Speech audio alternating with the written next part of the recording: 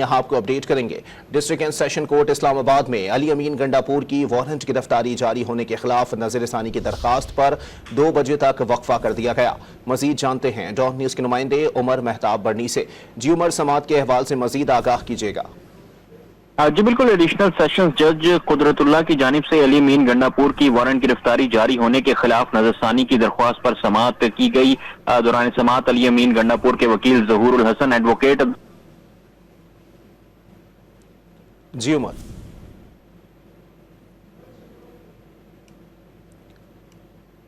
عمر مہتاب برنی سے رابطہ بحال کرنے کی کوشش کریں گے۔ ڈسٹرکٹ اینڈ سیشن کورٹ اسلام آباد میں علی امین گنڈاپور کی وارنٹ گرفتاری جاری ہونے کے خلاف نظر ثانی کی درخواست پر 2 بجے تک وقفہ کر دیا گیا ہے۔ جج قدرت اللہ نے کہا ہے کہ مطمئن کیا جائے کہ وارنٹ گرفتاری کا آرڈر کیسے غیر قانونی ہے۔ ڈسٹرکٹ اینڈ سیشن کورٹ اسلام آباد میں علی امین گنڈاپور کی وارنٹ گرفتاری جاری ہونے کے خلاف نظر ثانی کی درخواست پر 2 بجے تک وقفہ کر دیا گیا۔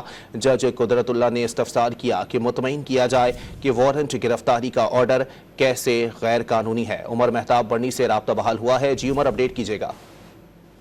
جی بالکل، ایڈیشنل سیشن جج قدرت اللہ نے علی امین گنڈاپور کی وارنٹ گرفتاری جاری ہونے کے خلاف نظر ثانی کی درخواست پر سماعت کی۔ دوران سماعت علی امین گنڈاپور کی جانب سے وکیل ظہور الحسن عدالت میں پیش ہوئے اور انہوں نے عدالت کو عدالت کے سامنے اپنے دلائل رکھتے ہوئے کہا کہ وارنٹ وہ غیر قانونی طور پر جاری کیے گئے ہیں، جس پر عدالت کی جانب سے ریمارکس دیے گئے کہ کیسے کہیں گے کہ آرڈر غیر قانونی ہے، اس پر مطمئن کریں۔ وکیل نے کہا کہ پہلے سمن ہوتا ہے، پھر قابل ضمانت وارنٹ گرفتاری جاری ہوتا ہے۔ 7 سال سے نہ پروسیکیوشن آئی نہ کیس لگا۔ عدالت نے ریمارکس دیے کہ 1.5 گھنٹے کا ٹائم لے لیں، مکمل آرڈر شیٹ وہ عدالت سے لے آئیں۔ اگر عدالت ریکارڈ نہیں دیتی تو میں خود ریکارڈ طلب کر لوں گا۔ عدالت نے درخواست کی سماعت میں 2 بجے تک کا وقفہ کر دیا۔